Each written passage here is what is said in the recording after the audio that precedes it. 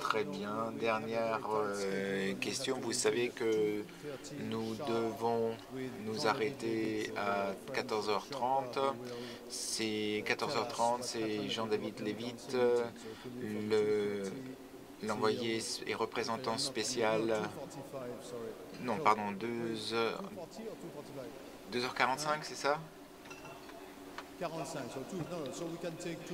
Oui, deux questions encore. 2h45, si vous voulez savoir ce qui s'est vraiment passé au Conseil européen. Jacob.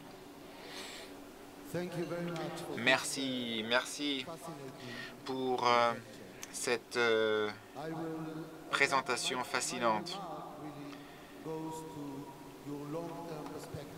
Je me réfère à votre perspective sur le long terme. Les grandes personnalités nous disent, et les démographes nous disent que dans 12 ans, on aura 1,5 milliard d'êtres humains en plus sur la Terre, dont la majorité se trouve dans les pays émergents. Mais ce n'est pas uniquement l'Asie. En fait, la Chine, c'est plus 150 millions, l'Inde, plus 250 millions, l'Afrique, 450 millions en plus. La Chine vieillit, l'Inde a une très belle distribution, une pyramide de l'âge. L'Afrique, c'est une grande question. 450 millions, si la santé, la gouvernance et tous les autres thèmes que nous discuterons cet après-midi seront résolus. Sinon, ce ne sera une grande tragédie. Mais s'ils s'y prennent correctement, alors nous allons avoir une possibilité unique de la population la plus jeune au monde qui va devenir une force incroyable. Nous connaissons très peu. L'Afrique, c'est les ressources naturelles, l'exploitation, etc. Et je me pose la question, je suis optimiste avec vous pour l'avenir, mais je me pose la question, quelle pourra être la division du travail entre l'Asie et l'Afrique? Jacob, permettez-moi de vous admettre, je ne suis pas un expert sur les affaires africaines. Donc tout ce que je vais dire sur l'Afrique, prenez-le avec des pincettes. Le premier livre que j'ai publié, c'est « Est-ce que les Asiatiques peuvent-ils penser ?» Point d'interrogation. Et après, on m'a dit, est-ce que vous écrire un livre, est-ce que les Africains peuvent penser? Moi, je suis asiatique, je peux l'écrire ça sur les Asiatiques, mais chacun est maître de sa propre destinée et le continent africain devra prendre en main sa propre destinée. Vous allez avoir beaucoup de défis et également beaucoup de possibilités. Je pense que d'un point de vue fondamental, il n'y a aucune, mais alors aucune raison au monde pourquoi une société africaine ne devrait pas arriver au même résultat qu'une société asiatique. Vous voulez une preuve? Et pour comprendre à quel point notre monde a changé, je peux vous dire que malgré vous êtes peut-être supporter du président Obama ou alors des adversaires du président Obama, son élection a changé l'histoire du monde et la face du monde parce qu'elle a montré que le fils d'un père africain peut devenir président des États-Unis d'Amérique, l'un des emplois les plus difficiles. Et si c'est possible pour le fils d'un père africain, les autres fils de pères africains peuvent faire n'importe quoi. C'est pour ça que je suis optimiste. J'ai vu un certain nombre de personnes lever la main, mais je n'ai pas vu qui. Philippe. D'accord. Merci beaucoup pour votre intervention.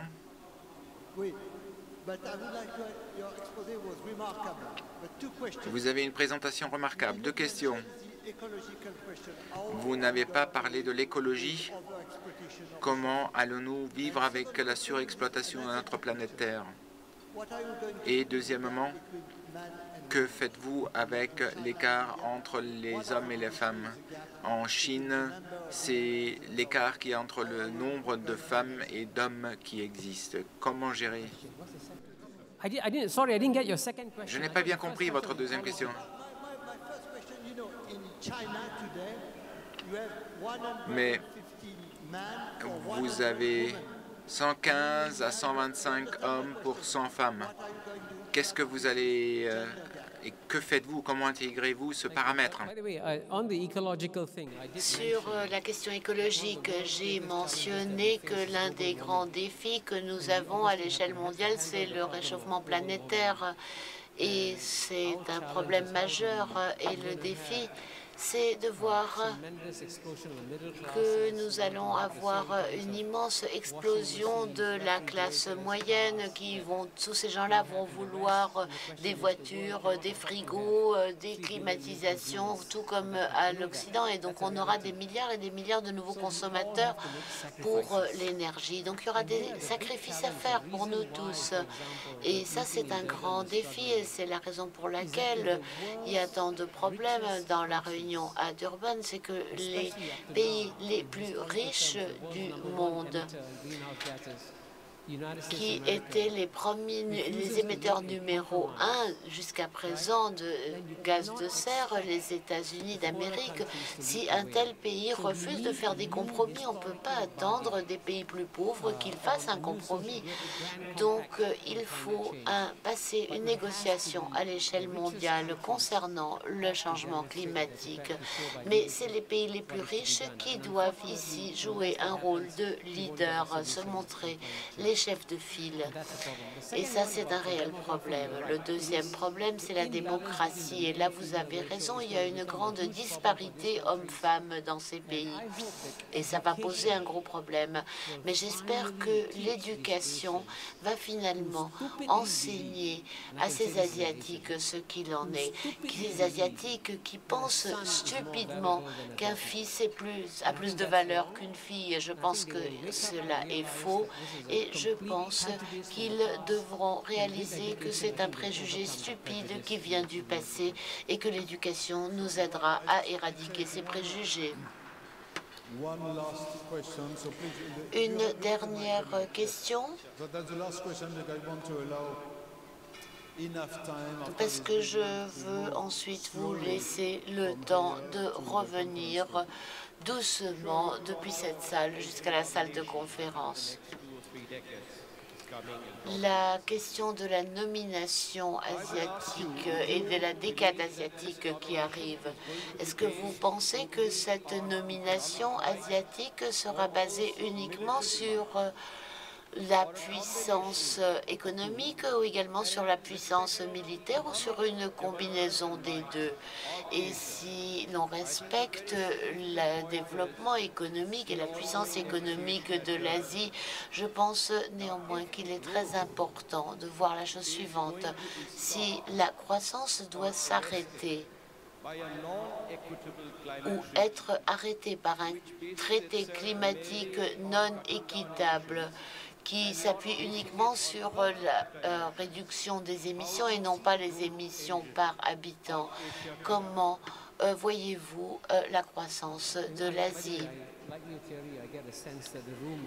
Oui, comme vous, Thierry, j'ai l'impression que la salle est fatiguée maintenant, donc je vais vous donner des réponses très brèves, mais je vous remercie de cette question. Tout d'abord, je voudrais souligner que la fin de l'ère de la domination de l'Occident sur l'histoire mondiale ne sera pas remplacée par une ère de domination asiatique de l'histoire mondiale.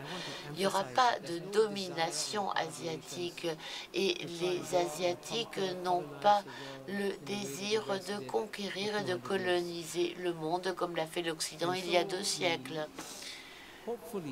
Et donc, je l'espère, le leadership qui sera assuré par les pays asiatiques sera un leadership par l'exemple. Et bien sûr, les dépenses militaires vont continuer dans les pays asiatiques, mais les perspectives de guerre en Asie diminuent de dizaine d'années en dizaine d'années.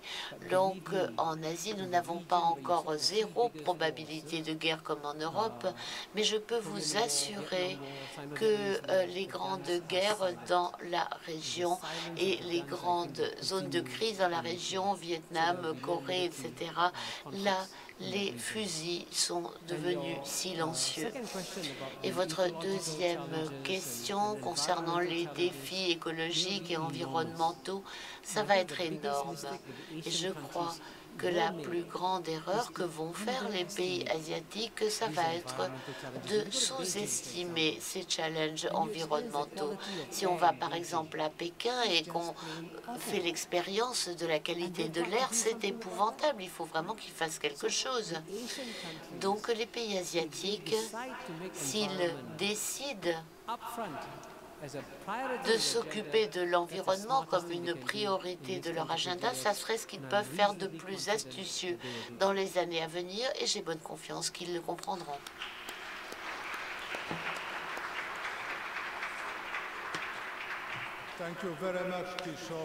Merci beaucoup, Kishore, pour cette présentation vraiment remarquable et pour cette excellente discussion. Je vous rappelle que nous reprenons à 2h45 précise la plénière pour un rapport sur la réunion du Conseil européen jusqu'à 3 heures. De 3 heures à 5 heures, il y aura des ateliers. Donc, il y aura une plénière et ensuite, il y aura les ateliers. Voilà. À tout de suite.